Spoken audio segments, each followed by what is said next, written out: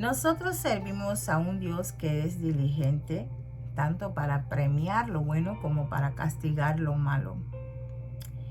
Y el hecho de que Israel cayera en el exilio y todo el sufrimiento que enfrentó, esto no era lo que Dios quería para él. Dios quería premiarlos, ¿sí?, por ser fieles. Pero cuando nosotros vivimos de una forma infiel, Dios será obediente a su verdad y derramará su juicio. Así que está en nosotros. De nosotros mismos depende la decisión de ser sabios y obedecer a Dios, sabiendo que Dios es diligente, que premia lo bueno y castiga lo malo, por amor a su verdad, a la verdad. Estamos continuando el estudio del capítulo 9 del libro de Daniel. Ahora nos toca la segunda parte. Y continuamos en el verso 14, siempre con reverencia al Padre, al Hijo y al Espíritu Santo de Dios. Dice así: por tanto, Jehová fue diligente sobre el mal y lo trajo sobre nosotros. Jehová veló sobre el mal y lo trajo sobre nosotros, está diciendo Daniel, porque justo es Jehová nuestro Dios en todas sus obras que ha hecho, porque no obedecimos a su voz. Entonces, nosotros nos damos cuenta que Dios castiga lo malo, recompensa lo bueno. Él es diligente en ambos casos. Amén. Y leemos entonces el verso 15 y le dice: ahora pues, Señor Dios nuestro, que sacaste tu pueblo de la tierra de Egipto con mano poderosa y te hiciste renombre cual lo tienes hoy, hemos pecado, hemos hecho impíamente. Daniel, único, como dijimos anteriormente, un solo hombre, haciendo una oración dirigida por el poder del Espíritu Santo de Dios, una oración que le agrada a Dios, haciendo confesión de pecados, y no solo de su pecado como varón único, sino el pecado de todo el pueblo de Israel. Amén. Entonces, verso 16 sigue diciendo, sigue orando Daniel: oh Señor, conforme a todos tus actos de justicia, apártese ahora tu ira y tu furor de sobre tu ciudad Jerusalén, tu santo monte. Porque a causa de nuestros pecados y por la maldad de nuestros padres, Jerusalén y tu pueblo son el oprobio de todos en derredor nuestro. Oprobio, vergüenza, jerpa en hebreo. Entonces, esto es una desgracia que cayó en Jerusalén, y lo está confesando Daniel, que fue por desobediencia a los mandatos de Dios. Les cayó la maldición de la que hablamos, que está escrita en el Éxodo capítulo 28. Amén. Entonces, a pesar de que Israel desobedeció a Dios, Dios lo castigó, claro que lo castigó, pero su castigo no fue eterno, o sea, los desechó, no. Ese castigo fue temporal. Temporal, porque vemos que se está acercando la profecía acá, en el tiempo de Daniel, la profecía de los 70 años que Dios le dio a Jeremías. Lo vimos anteriormente. Entonces, esos 70 años en el exilio, vemos que ahí está reflejando el número 7. El número 7 que refleja, que simboliza el propósito. Entonces, ese propósito viene a dar un cambio de santidad entre el pueblo de Israel. Fíjate qué interesante. La santidad, el propósito. 70 años en el exilio para ver si aprenden. Si aprendieron allí a que verdaderamente, si se apartan de Dios, Dios les va a castigar. Pero también aprendieron que el castigo no es eterno, es temporal. Bueno, entonces, lo que Dios quería es que Israel fuera un testimonio para todas las naciones. Fíjate que en el Éxodo, en el capítulo 13, y si vemos el verso 8, nos damos cuenta que ahí les está diciendo Dios, y contarás en aquel día a tu hijo. O sea, testimonio. Tienen que seguir testificando los hechos poderosos que Dios hizo con ellos desde que los sacó de la esclavitud del pueblo de Egipto. Verso 17. Ahora pues, Dios nuestro, oye la oración de tu siervo y sus ruegos, y haz que tu rostro resplandezca sobre tu santuario asolado, por amor del Señor. Mira, esta oración que está haciendo Daniel es tremenda. Es digna de admirar y digna también de copiarla. ¿Sí? De poder aplicar este tipo de oración a nuestra vida. Porque es la oración que le agrada al Señor escuchar. Por eso el Señor se mueve. La oración del justo puede mucho, dice la palabra de Dios. Y vemos que Daniel es un hombre justo. Y está orando conforme a la voluntad de Dios. Entonces, nosotros no tenemos ningún mérito. Nosotros no tenemos nada que mostrarle a Dios que mueva su corazón. Porque somos pecadores. Fíjate que nosotros no le hemos sido fiel a Dios. Está diciendo Daniel en este pasaje. Han pecado. Han pecado. Entonces, todavía Israel ahí sostenía esa conducta. Entonces, Daniel sabe que Dios se moverá debido a su misericordia, debido a su gracia, a su bondad, a su amor, porque es un Dios perdonador. Sabemos que Él dice que es lento para la ira y grande en misericordia. Entonces, Dios no hará esto, ¿verdad?, porque sea por nosotros mismos, sino que Dios hará y nos dará perdón de acuerdo y debido a lo que Él es. Porque su característica, su carácter es la bondad, el amor, el perdón, la misericordia, la gracia. Por eso lo hace, por eso perdona. Y debemos de tener nosotros en mente y en corazón eso, para que no lo olvidemos y lo apliquemos en un momento desolado de nuestra vida. Verso 18, inclina, oh Dios mío, tu oído y oye, abre tus ojos y mira nuestras desolaciones y la ciudad sobre la cual es invocado tu nombre. Porque no elevamos nuestros ruegos ante ti confiados en nuestras justicias, sino en tus muchas misericordias.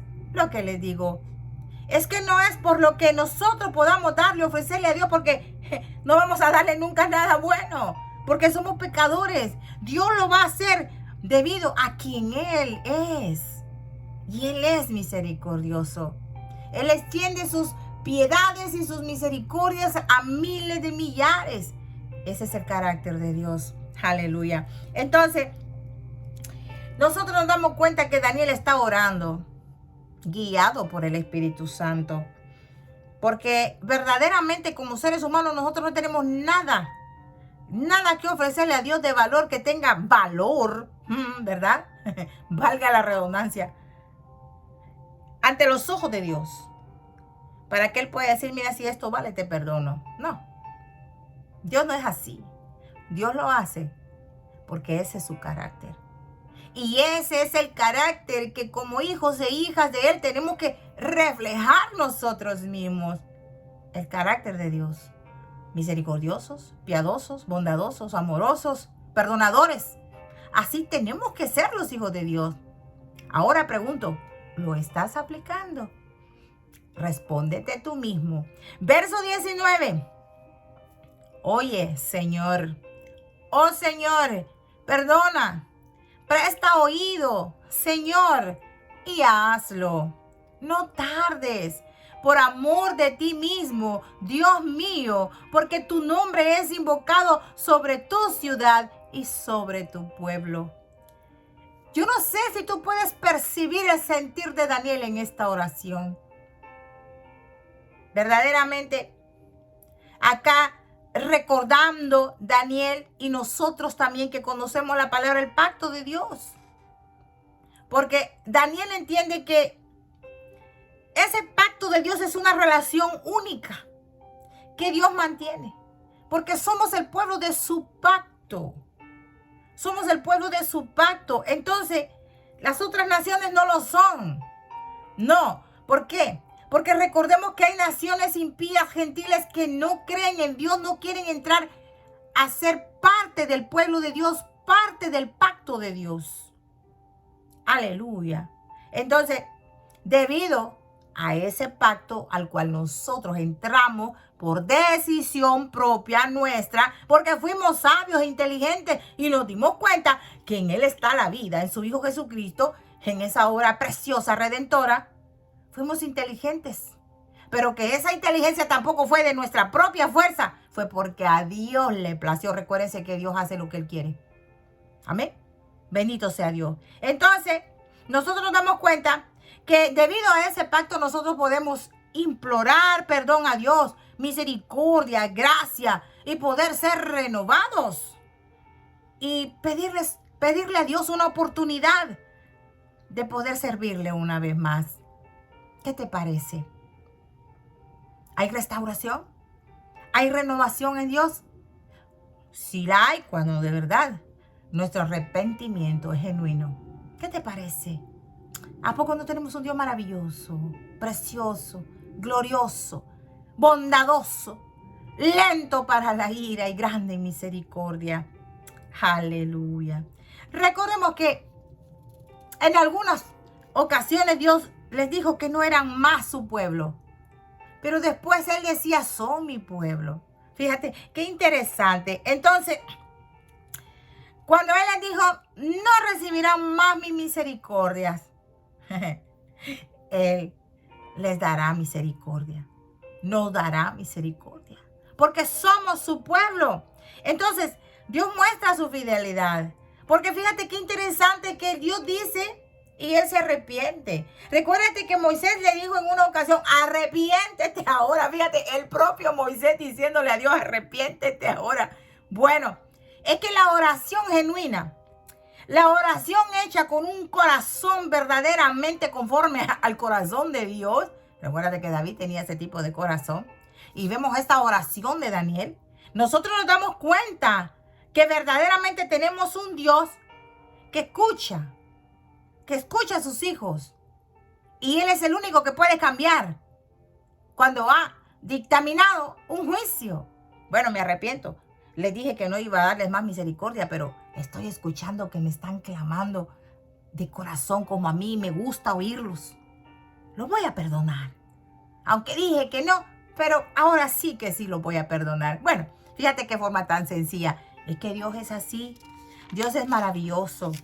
Mira, vamos entonces al verso 20, en donde nosotros vamos a hablar de algo tan importante acerca de lo que son la profecía de las 70 semanas. Y esta profecía no la vamos a ver hoy en esta parte. Vamos a agarrar una tercera parte para hablar precisamente de esa profecía y que te prepares tú en oración y que le pidas a Dios que tú puedas entenderla. Porque esta profecía es parte para la iglesia y parte que no es de la iglesia. Bueno, entonces aún estaba hablando y orando, dice Daniel, y confesando mi pecado y el pecado de mi pueblo. Recuérdate que Daniel no estaba orando solo por él. Estaba orando por el pueblo de Dios, Israel. Y derramando mi ruego delante de Jehová mi Dios por el monte santo de mi Dios. Entonces, vemos que Daniel tenía acá una gran carga porque el templo de Dios fuera reconstruido y se restaurara la adoración. Eso era lo que a Daniel le preocupaba. Amén. Entonces, nosotros debemos de tener la expectativa de que habrá un templo que se va a reconstruir. Bueno, se va a construir un templo, un tercer templo allá en Jerusalén. Eso lo hemos visto ya en Apocalipsis capítulo 20. Bueno, en ese templo, bueno, el que va a estar más deseoso va a ser el anticristo, ¿verdad? Porque recuérdense que ese va a ser el templo en donde él se va a sentar y va a querer que lo adoren. Se va a proclamar como Dios. No, hombre, eso. la abominación desoladora. Entonces, en el reino milenial, que hablamos ahí en el capítulo 20 de Apocalipsis, habrá un templo. Sí, pero ese templo no es el mismo templo donde el anticristo se llega a sentar. Esto es diferente. Fíjate qué interesante, aprender un poco más. Entonces son dos templos diferentes, porque en este templo que está a punto de construirse, ¿verdad? Ya estos tiempos pues ya se están avanzando. Va a ser el templo donde el anticristo va a cometer la abominación desoladora. Pero el templo del milenio, sí, el templo donde el Señor Jesucristo va a estar ahí dentro y va a estar gobernando con vara de hierro. Recuérdense esos 1000 años. Va a ser un templo muy diferente. Así que para aquellos que piensan y unen, ¿verdad? Como dijimos, la enseñanza o la teología del milenio con la Nueva Jerusalén, que lo unen a los dos, que dicen que es lo mismo, eso no es así. Porque la Nueva Jerusalén es algo muy diferente. En la Nueva Jerusalén, para que lo sepas, no habrá templo. No habrá templo. En la Nueva Jerusalén habrá algo tan importante y precioso en donde se va a reflejar el carácter de Dios. Se va a manifestar. Sí, bendito sea el Señor. Entonces ahí vamos a ver esa transformación. Esa transformación de la presencia de Dios entre su pueblo. ¿A poco no te recuerda eso en el Edén? ¿Ah? La presencia de Dios ahí en medio de Adán y Eva. Y eso mismo, fíjate que lo podemos nosotros experimentar ahora mismo, en estos tiempos, viviendo y reflejando el carácter de Dios. Sí, caminar en el espíritu y no en la carne, para que podamos nosotros reflejar la justicia de Dios, o sea, la Torá, los mandamientos de Dios, la ley de Dios.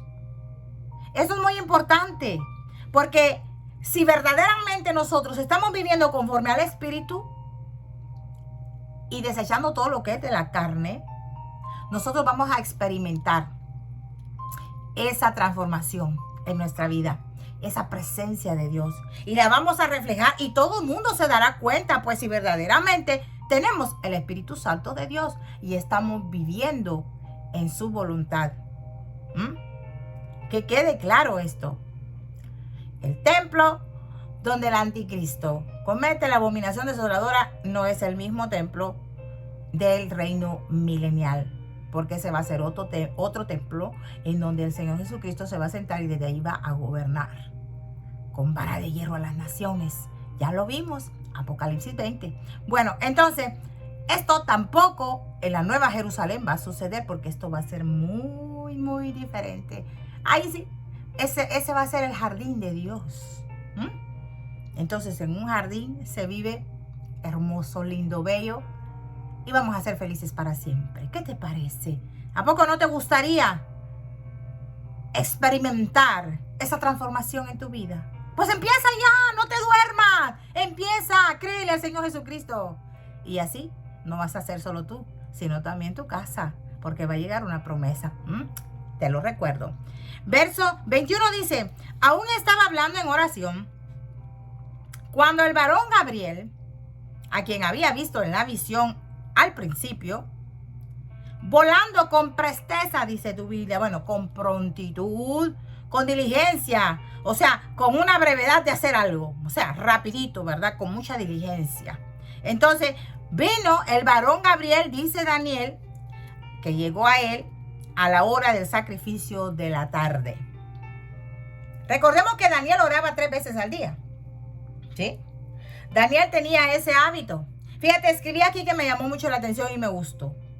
Shaharit, él oraba en la mañana.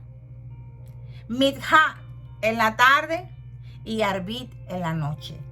3 veces. Entonces, el ángel Gabriel, ¿verdad? El varón Gabriel, como le llaman aquí también, se le apareció en la Midha, en el sacrificio de la tarde, la oración de la tarde. ¿A qué hora? Bueno, bíblicamente hablando podemos hablar de una oración a las 3 de la tarde.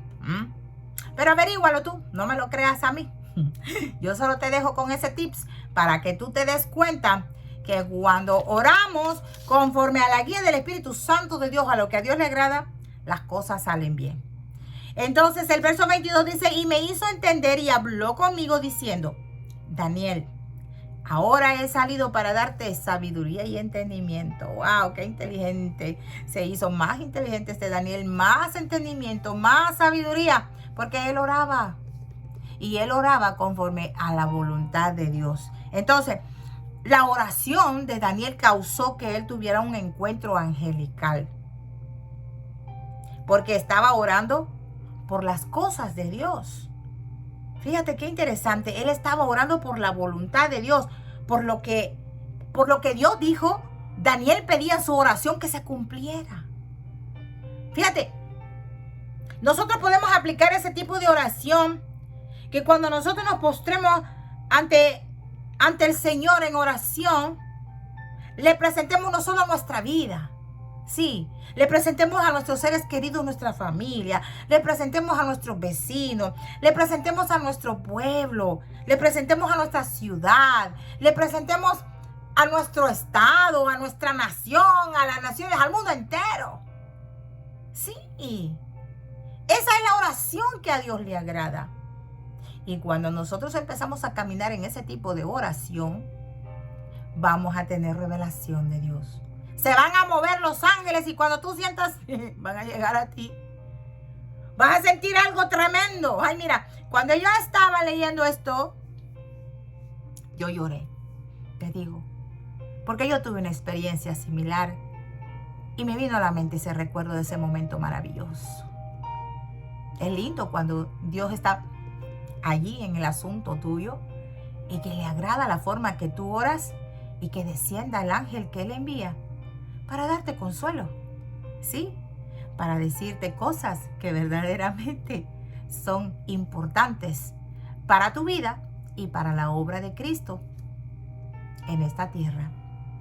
Aleluya. Bueno, entonces nosotros podemos obtener revelación de Dios si oramos de la forma que Daniel lo hacía. Apúntense para eso, mis amados.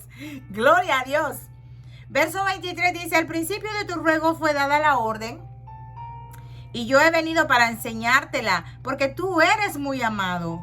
Entiende pues la orden y entiende la visión. Qué interesante. Entonces, es solamente con la influencia angelical que podemos nosotros entender esta visión que a Daniel le dieron. Entonces, por esto, esta visión la gente la aplica a un tiempo que no le pertenece.